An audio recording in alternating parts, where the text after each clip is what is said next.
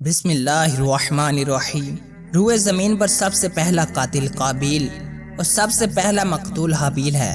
قابیل اور حابیل یہ دونوں حضرت آدم علیہ السلام کے بیٹے ہیں۔ ان دونوں کا واقعہ یہ ہے کہ حضرت حوا رضی اللہ عنہا کے ہر حمل میں ایک لڑکا اور ایک لڑکی پیدا ہوتے تھے، اور ایک حمل کے لڑکے کا دوسرے حمل کی لڑکی سے نکاح کیا جاتا تھا۔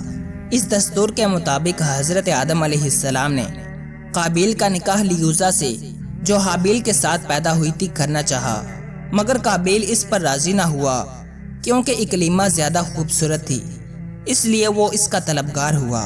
حضرت آدم علیہ السلام نے اس کو سمجھایا کہ اکلیمہ تیرے ساتھ پیدا ہوئی ہے، اس لیے وہ تیری بہن ہے، اس کے ساتھ تیرا نکاح نہیں ہو سکتا، مگر قابیل اپنی ضد پر اڑا رہا۔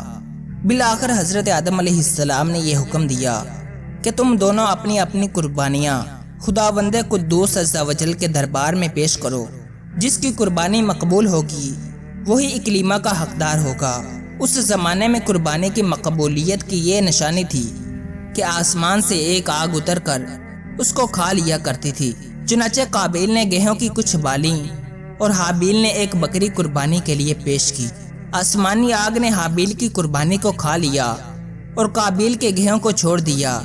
اس بات پر قابیل کے دل میں بغض اور حسد پیدا ہو گیا، اور اس نے حابیل کو قتل کرنے کی ٹھان لی اور حابیل سے کہہ دیا کہ میں تجھ کو قتل کر دوں گا۔ حابیل نے کہا کہ قربانی قبول کرنا اللہ تعالیٰ کا کام ہے، اور وہ متقی بندوں کی ہی قربانی قبول فرماتا ہے۔ اگر تو متقی ہوتا تو ضرور تیری قربانی قبول ہوتی۔ ساتھ ہی حابیل نے یہ بھی کہہ دیا کہ اگر تو میرے قتل کے لیے ہاتھ بڑھائے گا تو میں تجھ پر اپنا ہاتھ نہیں اٹھاؤں گا، کیونکہ میں اللہ تعالیٰ سے ڈرتا ہوں۔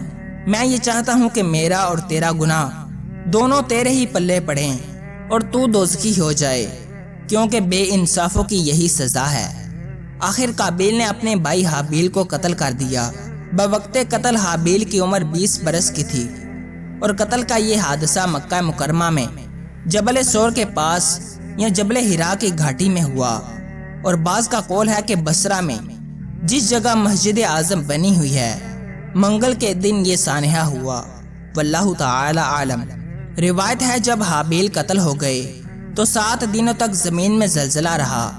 وحشی جانور، پرندوں اور درندوں میں اضطراب اور بے چینی پھیل گئی، اور قابیل جو بہت ہی گورا اور خوبصورت تھا، بھائی کا خون بہاتے ہی اس کا چہرہ بالکل کالا اور بدصورت ہو گیا، اور حضرت آدم علیہ السلام کو بے حد دکھ ہوا، یہاں تک کہ حابیل کے رنج و غم میں 100 برس تک کبھی آپ کو ہنسی نہیں آئی۔ اور سریانی زبان میں آپ نے حابیل کا مرثیہ کہا، جس کا عربی اشعار میں ترجمہ یہ ہے: تمام شہروں اور ان کے باشندوں میں تغیر پیدا ہو گیا، اور زمین کا چہرہ غبار آلود اور قبیح ہو گیا، ہر رنگ اور مزے والی چیز بدل گئی، اور گورے چہرے کی رونق کم ہو گئی۔ حضرت آدم علیہ السلام نے شدید غضبناک ہو کر قابیل کو پھٹکار کر اپنے دربار سے نکال دیا، اور وہ بدنصیب اکلیمہ کو ساتھ لے کر یمن کی سرزمین عدن میں چلا گیا۔ وہاں ابلیس اس کے پاس آ کر کہنے لگا، حابیل کی قربانی کو آگ نے اس لیے کھا لیا کہ وہ آگ کی پوجا کیا کرتا تھا، لہٰذا تو بھی ایک آگ کا مندر بنا کر آگ کی پرستش کیا کر۔ چنانچہ قابیل پہلا وہ شخص ہے جس نے آگ کی عبادت کی، اور یہ روئے زمین پر پہلا شخص ہے جس نے اللہ تعالیٰ کی نافرمانی کی، اور سب سے پہلے زمین پر خون ناحق کیا، اور یہ پہلا وہ مجرم ہے جو جہنم میں سب سے پہلے ڈالا جائے گا۔ اور حدیث شریف میں ہے کہ روئے زمین پر قیامت تک جو بھی خون ناحق ہوگا قابیل اس میں حصہ دار ہوگا، کیونکہ اسی نے سب سے پہلے قتل کا دستور نکالا۔ اور قابیل کا انجام یہ ہوا کہ اس کے ایک لڑکے نے جو کہ اندھا تھا اس کو ایک پتھر مار کر قتل کر دیا، اور یہ بدبخت نبی زادہ ہونے کے باوجود آگ کی پرستش کرتے ہوئے کفر و شرک کی حالت میں اپنے لڑکے کے ہاتھ سے مارا گیا۔ حابیل کے قتل ہو جانے کے بعد 5 برس بعد حضرت شیس علیہ السلام پیدا ہوئے، جبکہ حضرت آدم علیہ السلام کی عمر 130 برس کی ہو چکی تھی۔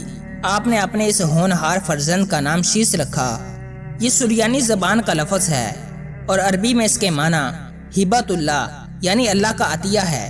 حضرت آدم علیہ السلام نے 50 صحیفے جو آپ پر نازل ہوئے تھے ان سب کی حضرت شیسہ علیہ السلام کو تعلیم دی اور ان کو اپنا وسیع اور خلیفہ اور سجادہ نشین بنایا اور ان کی نسل میں خیر و برکت ہونے کی دعائیں مانگی۔ ہمارے حضور خاتم النبیین صلی اللہ تعالی علیہ وآلہ وسلم انہی حضرت شیسہ علیہ السلام کی اولاد میں سے ہیں۔ اس واقعے سے معلوم ہوا دنیا میں سب سے پہلا جو قتل اور خون ناحق ہوا وہ ایک عورت کے معاملے میں ہوا، لہٰذا کسی عورت کے فتنہ عشق میں مبتلا ہونے سے خدا کی پناہ مانگنی چاہیے۔ قابیل نے جذبہ حسد میں گرفتار ہو کر اپنے بھائی کو قتل کر دیا۔ اس سے معلوم ہوا کہ حسد انسان کی کتنی بری اور خطرناک قلبی بیماری ہے۔ خون ناحق کتنا بڑا جرم عظیم ہے کہ اس جرم کی وجہ سے ایک نبی علیہ السلام کا فرزند اپنے باپ حضرت آدم علیہ السلام کے دربار سے راندہ درگاہ ہو کر کفر و شرک میں مبتلا ہو کر مر گیا اور قیامت تک ہونے والے ہر خون ناحق میں حصہ دار بن کر عذاب جہنم میں گرفتار رہے گا۔ اس سے معلوم ہوا کہ جو کوئی شخص کوئی برا طریقہ ایجاد کرے تو قیامت تک جتنے لوگ اس برے طریقے پر عمل کریں گے سب کے گناہ میں وہ برابر کا شریک اور حصہ دار بنے گا۔